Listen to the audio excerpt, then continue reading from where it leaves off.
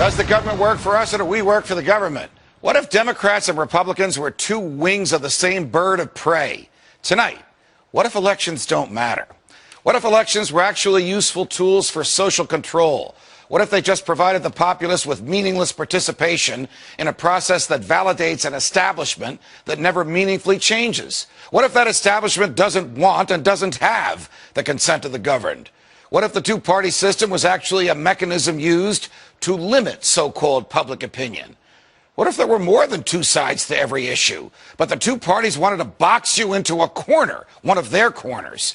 What if there's no such thing as public opinion, because every thinking person has opinions that are uniquely his own?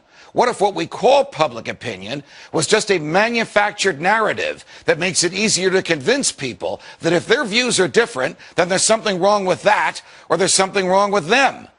What if the whole purpose of the Democratic and Republican parties was not to expand voters' choices, but to limit them? What if the widely perceived differences between the two parties was just an illusion? What if the heart of the government policy remains the same no matter who's in the White House? What if the heart of government policy remains the same no matter what the people want? What if those vaunted differences between Democrat and Republican were actually just minor disagreements? What if both parties just want power and are willing to have young people fight meaningless wars in order to enhance that power? What if both parties continue to fight the war on drugs just to give bureaucrats and cops bigger budgets and more jobs? What if government policies didn't change when government leaders did? What if no matter who won an election, government stayed the same? What if government was really a revolving door for political hacks bent on exploiting the people once they're in charge? What if both parties supported welfare, war, debt, bailouts, and big government? What if the rhetoric that candidates displayed on the campaign trail was dumped after electoral victory?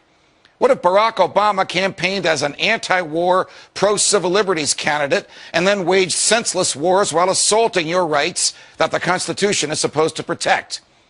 What if George W. Bush campaigned on a platform of non-intervention and small government and then waged a foreign policy of muscular military intervention and a domestic policy of vast government borrowing and growth? What if Bill Clinton declared that the era of big government was over, but actually just convinced Republicans like Newt Gingrich that they can get what they want out of big government too? What if the Republicans went along with it? What if Ronald Reagan spent 6 years running for president, promising to shrink the government, but then the government grew while he was in the White House? What if, notwithstanding Reagan's ideas and cheerfulness and libertarian rhetoric, there really was no Reagan revolution at all? What if all this is happening again?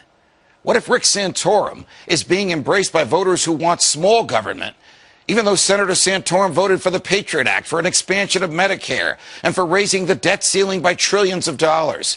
What if Mitt Romney is being embraced by voters who want anyone but Barack Obama, but they don't realize that Mitt Romney might as well be Barack Obama on everything from warfare to welfare?